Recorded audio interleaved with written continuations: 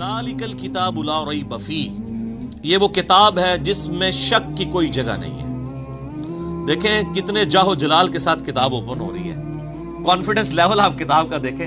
کتاب سٹارٹ ہو رہی ہے کہ بھئی یہ کتاب جو آپ پڑھنے جا رہے ہو کوئی شک نہیں۔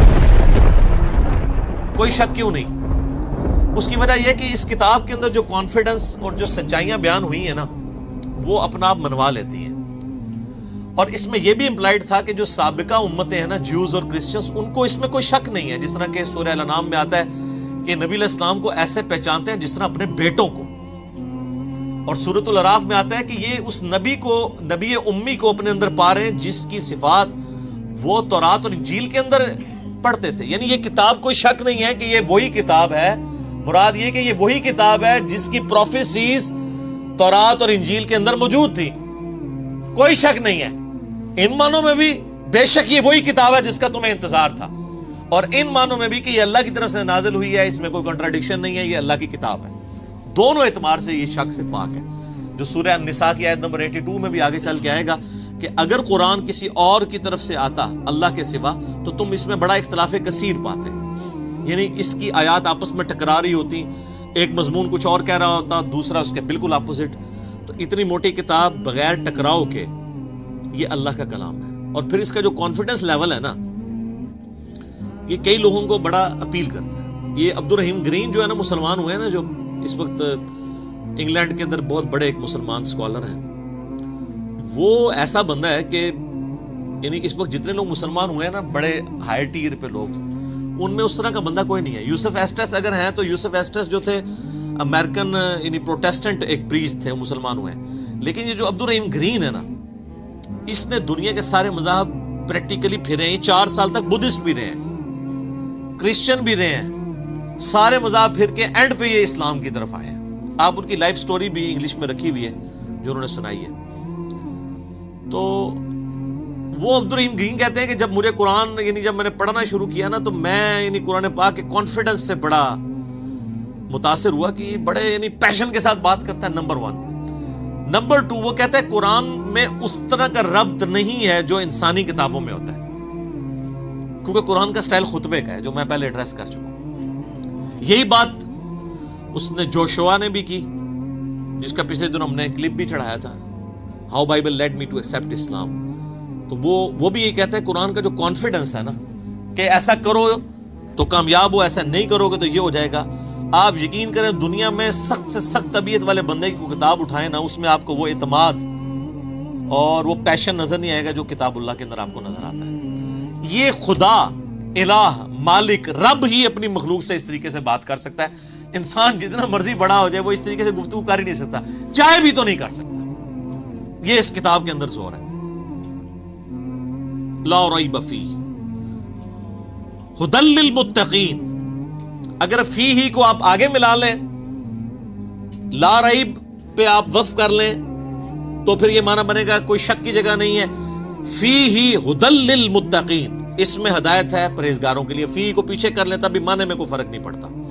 ھدی للمتقین، یہ قرآن ہدایت ہے ان لوگوں کے لیے جو ڈر جائیں۔ یہ ترجمہ اصل ترجمہ ہے اس کا۔ وقار عربی میں کہتے ہیں نا بچنے کو۔ اچھا، ہم جب کہتے ہیں نا قرآن میں ہدایت ہے پرہیزگاروں کے لیے، یہ ترجمہ کر رہا ہوں۔ اچھا، تو جو نان پرہیزگار ہیں ان کے لیے ہدایت کہاں ہے؟ سوال ہے نا۔ تو اس کا معنی ہی غلط کیا گیا۔ اس کا ترجمہ مولانا مودودی رحمہ اللہ تعالیٰ نے بالکل ٹھیک کیا کہ یہ کتاب ہدایت ہے ان لوگوں کے لیے جو ڈر جائیں، چاہے وہ کافر ہے، چاہے مسلمان ہے، چاہے گناہ گار ہے، چاہے نیکوکار ہے۔ کئی نیکوکار ہیں، ہے پرہیزگار ہیں، لیکن ہر الٹا کام کر رہے ہیں، کیونکہ وہ متقی نہیں ہے۔ پرہیزگار یعنی جو آپ نے لائسنس رکھے ہوئے ہیں، داڑھی، شلوار ٹخنوں سے اوپر، تسبیح، ٹوپی، یہ لائسنس ہی ہے نا کسی کی پرہیزگاری کا۔ آج دنیا میں کسی کو جج کرنے کا طریقہ کیا ہوتا ہے؟ بڑا نیک ہے، وہ کیا دیکھ رہے ہوتے ہیں؟ یہی کچھ دیکھ رہے ہوتے ہیں، گیٹ اپ۔ حالانکہ تقویٰ تو ادھر ہوتا ہے، وہ تو اللہ کو پتہ ہے ریاکاری کے لیے کر رہا ہے، دکھلاوے کے لیے کر رہا ہے، کس لیے کر رہا ہے۔ بہرحال جو دنیا کے لائسنس ہیں ان میں جو پرہیزگار ہیں ان میں سے کئی لوگ ہیں جو متقی نہیں ہیں۔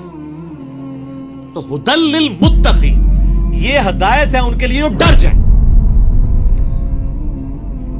جو بھی ڈر جائے اس کو لیے قرآن کے اندر ہدایت ہے، اور جو نہ ڈرے اس کے لیے قرآن میں کوئی ہدایت نہیں۔ یہ بڑی خطرناک بات ہے۔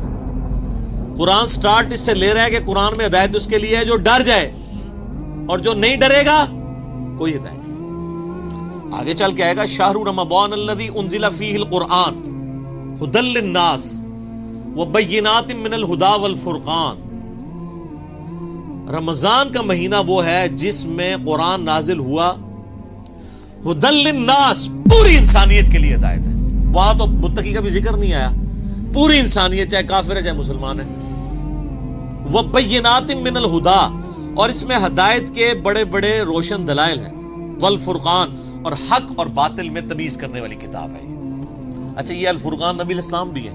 صحیح بخاری میں حدیث ہے، محمد فرق بین الناس، محمد صلی اللہ علیہ وآلہ وسلم لوگوں میں حق اور باطل میں فرق ہے۔ یہ کتاب بھی الفرقان ہے۔ تو ھدی للمتقین، ان کے لیے ہدایت ہے جو ڈر جائیں۔ اس کا کیا مطلب ہے؟ کہ جو شخص زندگی میں غور و تفکر کے بعد اس رزلٹ پہ پہنچے کہ مجھے میری مرضی کے بغیر کسی نے پیدا کیا اور اس نے اس فیس آف ارتھ میں مجھے پٹ کر دیا، اور یہ میری آبزرویشن ہے کہ سب لوگوں نے مرنا ہے، تو اگر سب لوگوں نے مر جانا ہے تو مر کے کس اگلی ایسی زندگی میں جانا ہے؟ اگر کسی کے بنائے سے ہم بنے ہیں تو پھر جس نے بنایا ہے اس کو رسپانس نہ کیا تو مرنے کے بعد جب اس کے سامنے پیشی ہوگی مرنے کے بعد تو کہیں شرمندگی نہ اٹھانی پڑے۔ جب یہ تصور کسی بھی انسان کے دماغ میں آ جائے، اس کا دل اس تصور کی گواہی دے دے تو وہ فوراً ڈر جائے گا، یار مجھے کس نے پیدا کیا؟ میرے تو ماں باپ کو بھی نہیں پتا کہ مجھے کس نے پیدا کیا، وہ خود کیسے پیدا ہوئے۔ تو الٹیمیٹلی ایک خدا کا تصور آتا ہے نا، وہ اللہ جس نے ہماری مرضی کے بغیر ہمیں پیدا کیا، وہ ہمارے ساتھ کچھ بھی کر جائے ہمیں وہ بچا نہیں سکتا۔ سب سے بڑا تو اس نے ہمارے ساتھ کام کر دیا نا کہ پیدا کر دیا، ہم سے پوچھ کے کیا، تو اب بھی جو کچھ وہ کرے گا کوئی نہیں کچھ کر سکتا۔ تو اس میں پھر آسانی کی راہ کیا ہے کہ اسی رب کی پناہ لے لی جائے، اور اسی کے لیے کتابیں نازل ہوئیں، پیغمبر آئے۔ اس سورۃ البقرہ کے پہلی 4 رکوع کے اندر پورے قرآن کا خلاصہ آ جائے گا۔ تو جب ایسا شخص غور و تفکر کرے گا نا تو فوراً اس کے اندر ایک ڈر پیدا ہوگا، یار میرا کیا بنے گا؟ کہیں میں نے جانا ہے، کسی کو منہ دکھانا ہے، میں کیا کروں؟ تو اس کے لیے پھر قرآن میں ہدایت ہے۔ ایسا شخص الٹیمیٹلی قرآن تک بھی پہنچ جائے گا، پیغمبروں کی تعلیمات تک بھی پہنچ جائے گا، اور ایسا شخص جب قرآن کو پڑھے گا تو اسے ہدایت ملے گی۔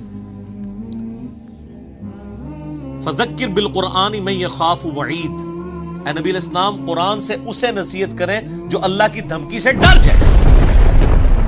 کتنی حیران کن بات ہے، نبی علیہ السلام کو منع کیا گیا جو دھمکی سے نہیں ڈرتا اس کے لیے کوئی نصیحت نہیں ہے۔ فذکر ان نفعت الذکر، نصیحت کرو اگر نصیحت کرنا کسی کو فائدہ دیتا ہو۔ سیذکر من یخشی، نصیحت اس کو کریں جو ڈرتا ہے۔ وَيَتَجَنَّبُهَا الْأَشْقَى، اور جو شکی ہو چکا ہے، بدبخت ہو چکا ہے، ڈرنے کے لیے تیار نہیں، چھوڑ دیں۔ الَّذِي يَصْلَى النَّارَ الْكُبْرَى، اس کا علاج یہ کہ ہم اسے بڑی آگ پہ پیش کریں گے۔ ثُمَّ لَا يَمُوتُ فِيهَا وَلَا يَحْيَا، پھر وہ نہ وہاں پر زندوں میں ہوگا نہ مردوں میں۔ قَدْ أَفْلَحَ مَن تَزَكَّى، بے شک کامیاب وہ ہوا جس نے اپنے نفس کا تزکیہ کر لیا، پاکیزگی کی روش اختیار کر لی۔ وَذَكَرَ اسْمَ رَبِّهِ فَصَلَّى، اور اپنے رب کا نام لے کر نماز قائم کی، نماز پڑھی۔ اب دیکھیں کہ سورہ الاعلی، اس کو آپ پوری کے پورا یعنی ایک جو اللہ کی دعوت ہے اس کو کور کرتی ہے۔ بل تؤثرون الحیات الدنیا، لیکن تمہارا اصل مرض یہ ہے کہ تم دنیا کی زندگی کو ترجیح دیتے ہو۔ والآخرۃ خیر لک من الاولی، والآخرۃ خیر وابقی، جبکہ آخرت جو ہے وہ بہتر بھی ہے اور باقی بھی رہنے والی۔ ان ھذا لفی الصحف الاولی، یہی ایک یونیورسل ٹروتھ اور کانٹے کی اصل بات تھی جو قرآن سے پہلے صحیفوں میں بھی نازل ہوئی تھی. صحف ابراہیم و موسیٰ، چاہے وہ ابراہیم کے صحائف ہوں چاہے موسیٰ علیہ السلام کے صحائف، ایک ہی کانٹے کی بات تھی. کیا؟ بل تؤثرون الحیات الدنیا والآخرۃ خیر وابقی.